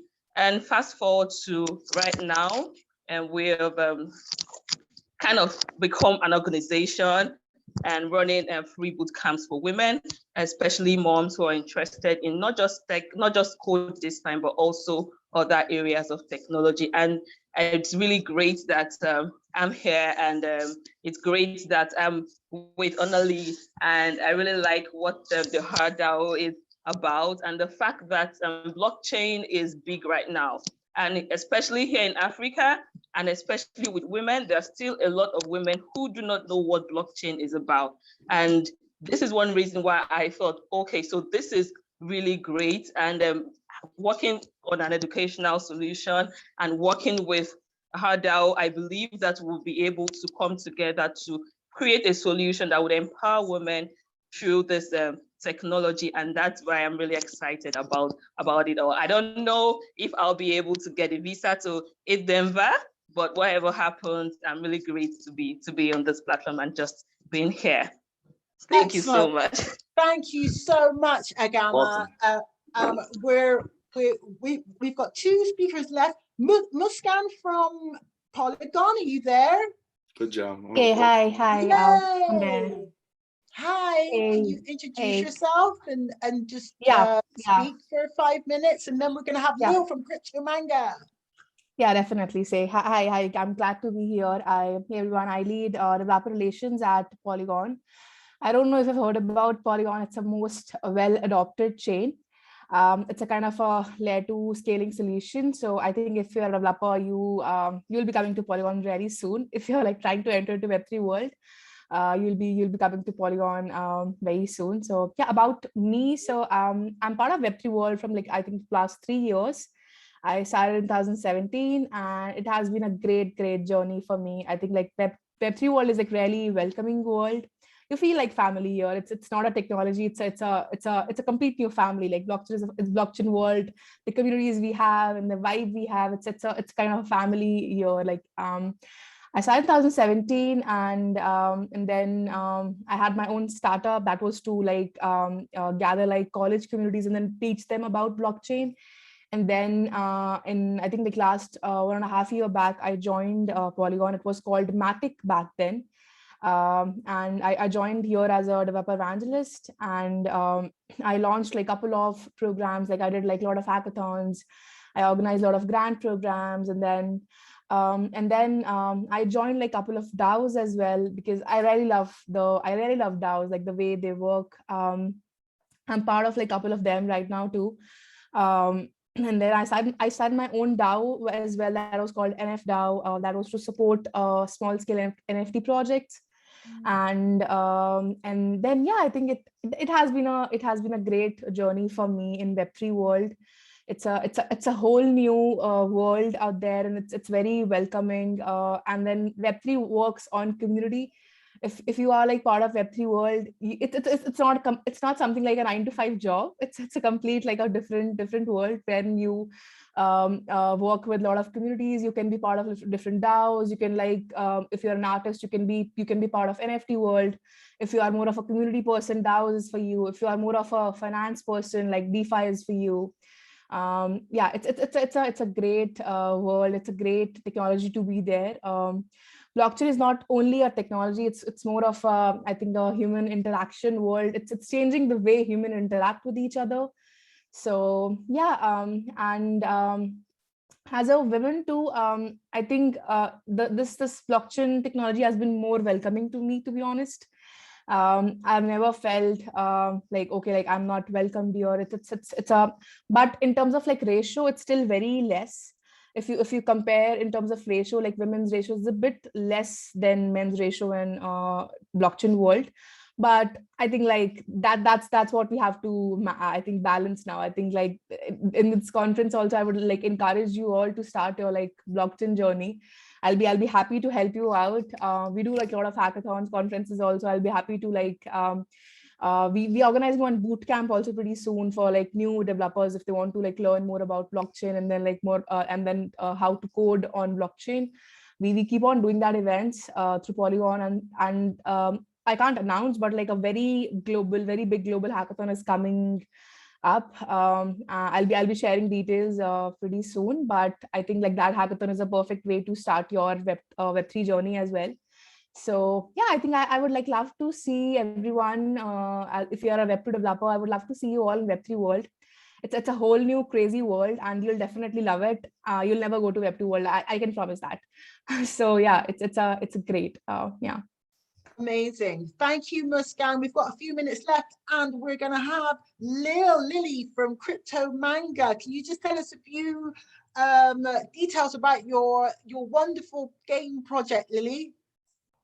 Cool. Yeah. First of all, thank you so much for inviting me. My pleasure to be here.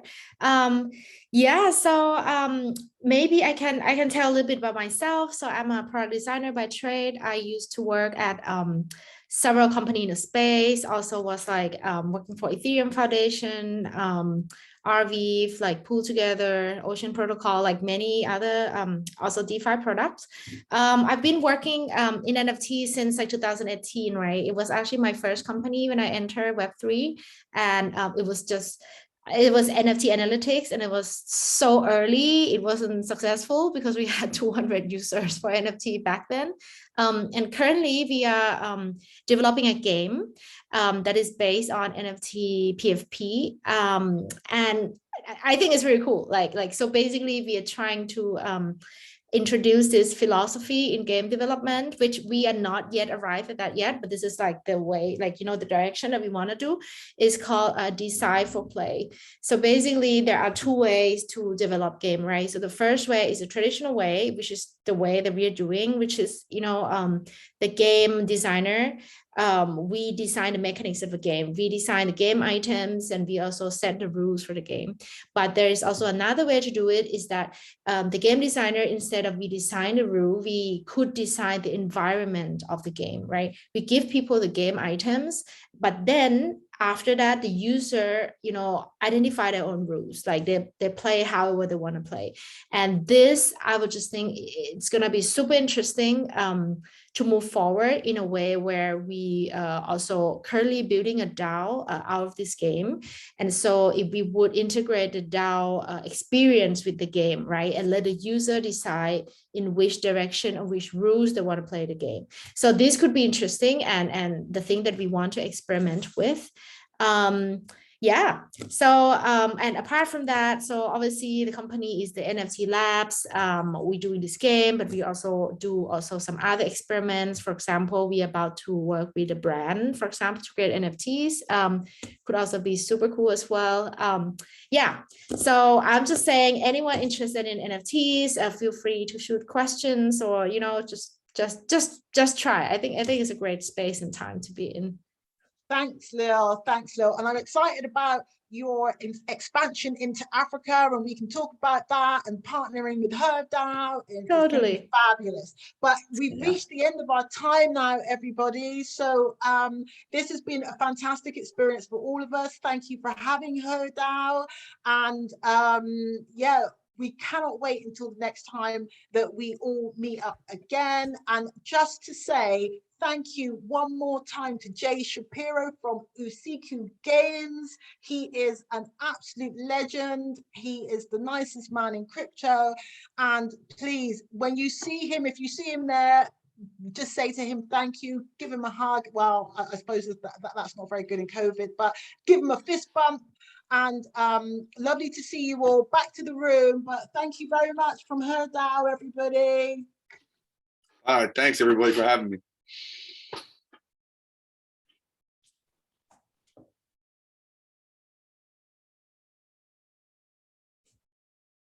We can't hear the room, but they were clapping. Yeah. Thank you guys for coming. So I'm Jay. I'm the founder of Usiku Games and host of the Nairobi Game Development Center, which you're in tonight. This place is the epicenter for Nairobi of blockchain development and game development. You are always welcome here. Please come back again. We're going to have another event on Tuesday, the 25th of January, about blockchain game development. So if you're interested specifically in game development and blockchain, please do come back for that. We'll be sending you information about that. And we as a company, Usiku Games, I'll tell you, we are 50-50 gender balanced in terms of all our engineers and producers. That's really important to us. And we are actively hiring blockchain people. So community managers, marketers, engineers, etc. So also come and speak to us sometime in the future, okay? So Annalie, just want to say thank you, and thanks to all of our panelists. Thank you, everybody. Okay. Thank you. Ciao, ciao. Enjoy your evening. Thanks. Bye, everybody. Thanks, Thank guys. Okay. Bye, I'm all. hopping off. Bye, everybody. Bye-bye. Bye, everyone. All right. Okay.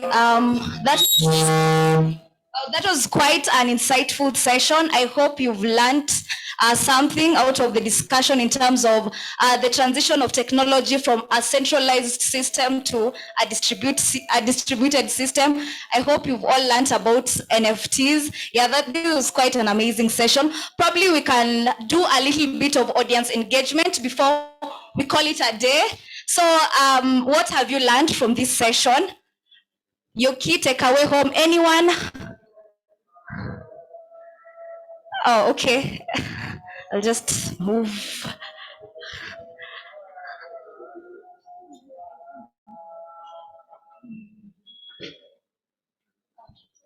Because umeenda tulikuwa na swali. Yeah. Ingine sina. Oh.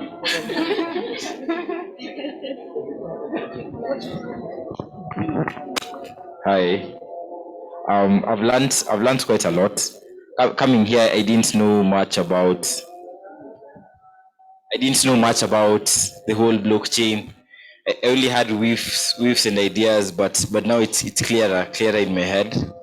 I was also looking like initially like I saw OpenSea and I saw all these other places where you NFT platforms, and it was like, yeah, there's very many traditional artists and Kenyan developers. I don't always want to be piggybacking as an African developer. If I know how to make this, why don't you make an African platform for selling African art and African NFTs? And I was still very much in the dark about how everything operates, but now I'm well on my way. I think that might be something I'd work on. Thank you. A round of applause. Thank you for that. Okay, there's someone else. Hi, I have a question. So like if I'm an artist and I know how to make art, so like how will you guys like help me flip that art to make money, or how does it work? Oh, okay. Hi. I guess I'll answer that. Okay. Let's see. So you're an artist. That's nice. And you want to make art and you want to flip it into an NFT. No, like you're saying, we need to be creative and artists, like so that we can get the NFTs, right? Yeah. So, like how will I like make money from my art? I'm an artist. Okay. Well, let's see. How do I put this nicely? Our viewers are still watching. No, good. Now I'm just going to say this from, let's see.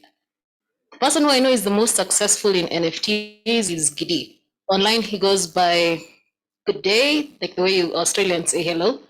That's his tag online. How he initially got successful in NFTs was he got a bunch of us to start insider trading, kind of, on his project. One of our partners first bought his art. Then from there, he has provided that art value. Then from there, we just put it up on auction. And since it has already been assigned value, the value will only go up and up and up. The only way I can make money through NFTs, I have to be an artist, a creative like that. Like I auction doing what you guys do. Technically, if you want to be, let me try and understand. You want to make an NFT to make money, or do you want to become an artist? Yeah, like, okay, from my understanding of NFT, I understand it's an non-fungible token basically, and that's owning a digital asset, right? Yeah. And you don't really have to be an artist to own something, right? Like I can buy it from an artist. True. So, Yeah. And now it will be mine. Yeah. And I can flip it too. Yeah. So that's basically the concept. You can either make money being an artist or being a normal person. Yeah, that's actually incredibly correct. A fun fact of NFTs, a majority of them aren't actually made by artists. I think artists themselves, ironically, only take about less than 10%. Most of the art is actually computer generated, commissioned from they are made by AI, right? Yeah.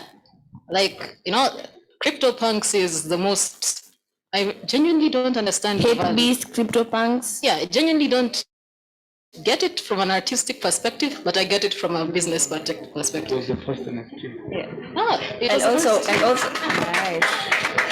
Allow me on that question. Let me be the devil's advocate just a little bit. Let me move this way. All this fuss about NFTs. I don't know if you guys have seen it, but don't the artwork look ugly? So, right? I get the fact. It's true. She's correct. I don't get the fact. No, okay. No one can answer it very well. What do you expect when you ask a computer to make art? That's what's going to happen. But not all of them look terrible. Some of them have appeal. Like, let's see. I don't get the hype about the Bored Ape or the penguin one. The hype I can answer you concerning the book. Well, go nuts, man. So, like in art, in the real art, the physical art, it is like people buy art for status. Same with the board books are not bought because they are beautiful or smart. They are bought for bragging rights. That is the basic thing among rich people. You just buy so that you identify with a certain project. He is also correct. Yes, it's true, very true. But the board apes are not for aesthetic. They're not for aesthetic at all. It's more like you're basically buying. It's like buying a piece of land. Yeah, it's not there. You're not doing it for the artistic value. You're buying it to sell it. You're not going to hang it up on your wall. You might if you want to do whatever you want. It's your piece. But I don't think you're going to be like, yes, this is making me think. This is a piece of art that's provoking my thoughts. It really isn't. Can I add something on that also? In regards to the apes, these things are really valuable. Basically, my understanding of NFT is, in the real world, when you imefika NFT, anybody, the rich people, you can own anything on earth. So easy, I can buy a yacht, I can buy anything, you see. So the concept of NFT is owning something in a different world, like the digital world, basically, the blockchain and all. Like that's my own concept, and yeah. Okay. She has I'm not sure if that's a question. No, that's her point. Lost girl in yellow. I like her. I sit down now. Oh. Okay, I just have a point to add about starting out on NFT. I think the first thing that most people do is they start on OpenSea, which is the biggest marketplace for NFTs in the world.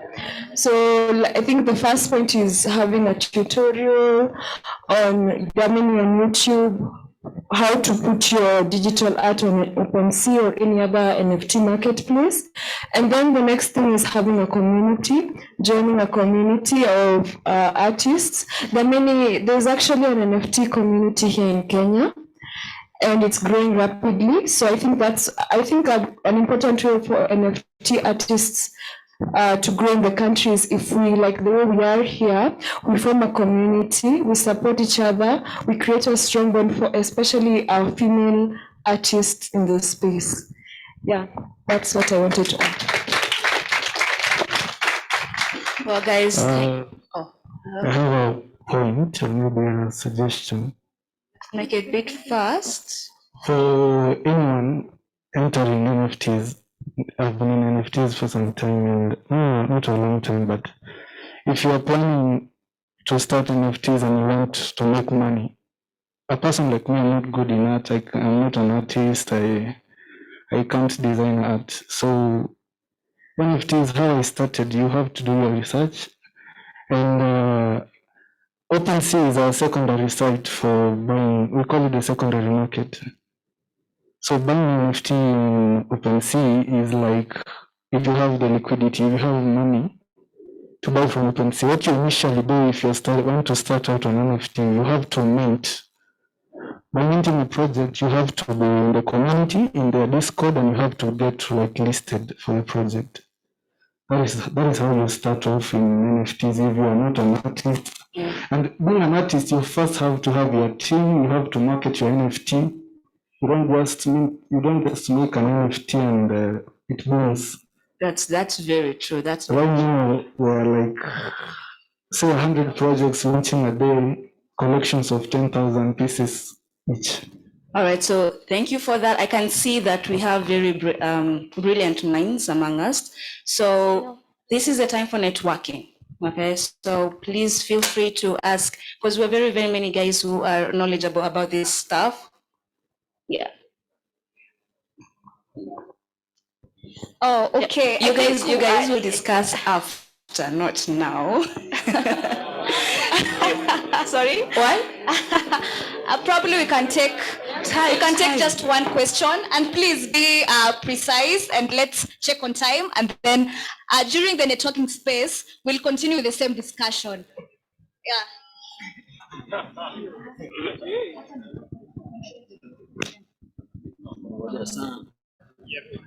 Hello guys. Brother KU, hello guys. KU Blockchain Community. Thank you. My name is Stephen Maynard, CEO Soil Stadia. My question, first, I'm very grateful to all the heroes I see here, Jay and the lady there. My question is to the lady. When we're involved in this NFT stuff, there's gas fees that's involved. Kuna chama tunaweza ingia, we do this together, combination, so that we can raise the gas fees. Juu artwork tuko nayo, si tuko nayo artwork? Yeah, we have the artwork, but we're thinking, how do we commercialize this? Tunaweza ingia, is there artwork tuko nayo? Kuna we got the art, but gas fees ndio kidogo challenges, because tunataka many projects, put them in there. I love to see it can be an investment opportunities. So right now, locally, people who are in NFTs locally, kuna chama ambazo tunaweza ingia kama KU Blockchain Community. Thank you very much. Thank you so much for the question. Answer. That was quite a hyped session. So there's someone here who has your answer. Go ahead. Okay, hello everyone again. I have part of the answer, rather. So there's this guy who made the Bored Apes NFTs. His name is Gary V. So what happened? One time Gary V decided to get a group of content creators. So he made a Zoom, and he brought in Mr. Beast, Logan Paul, and so many other content creators. So that was his marketing team. He gave Mr. Beast like free NFTs and told him to market them. Logan Paul, Mr. Beast are among people who have the most NFTs in the world right now, followed by Justin Bieber and what's on the other guys. But if you want your art to be sold, you have to get people who are very well known, and you have to pay them a lot, if not give them free NFTs. Wow. All right, thank you so much, you guys. As I said, I can see that we are very knowledgeable. Time is not on our side. So let's do this. With this discussion will not end. Trust me. Right now it's 8. Should I talk up at 10? I have a shout. Anyway, so you guys. Oh, just a minute, simply because we all have a lot of questions. I mean, blockchain, Web3, NFTs, the buzzwords, that's the future of technology, right? Yeah, so what you're going to do, we have professionals who are currently working in the market. So what you're going to do during the networking space, you can approach them and we'll continue with this discussion. These are very amazing discussions. So kindly, we have Dickens, if you can raise your hand. We have Pascal. Woo! Any other professions in the house who are willing to like answer questions and don't be shy. Okay, that's it. So during the networking space, you'll approach one of the professionals and they can answer your questions. Yeah, over to you. All right, guys. Thank you so much for your time. Thank you so much for coming. Feel free to network, as I said, and yeah. Have a good night. Just 1 second, sorry.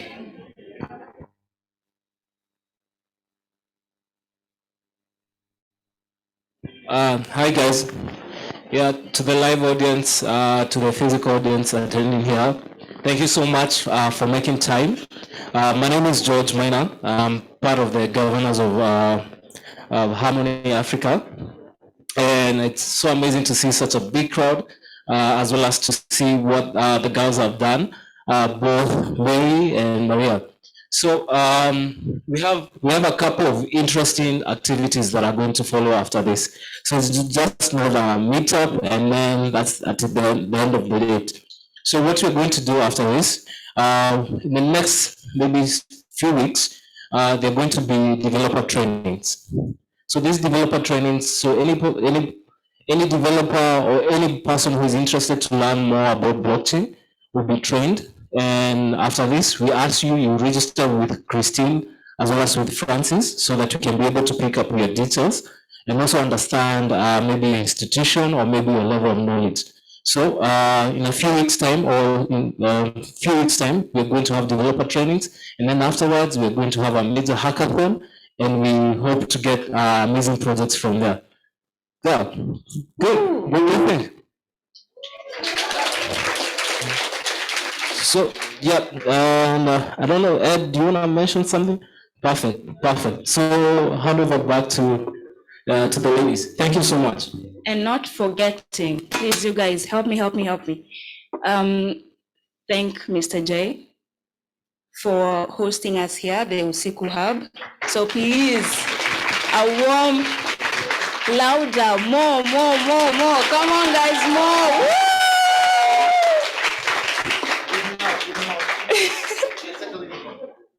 All right. So Jay, thank you so much for your space. This is really amazing. We are very grateful as Ed. Bom. And sorry? Yay, let's eat. Oh, and also I want to thank the team, Aisha, everybody, Francis, I see you. So we're really thankful, we're really grateful, and thank you guys for coming. And your time, Santeni.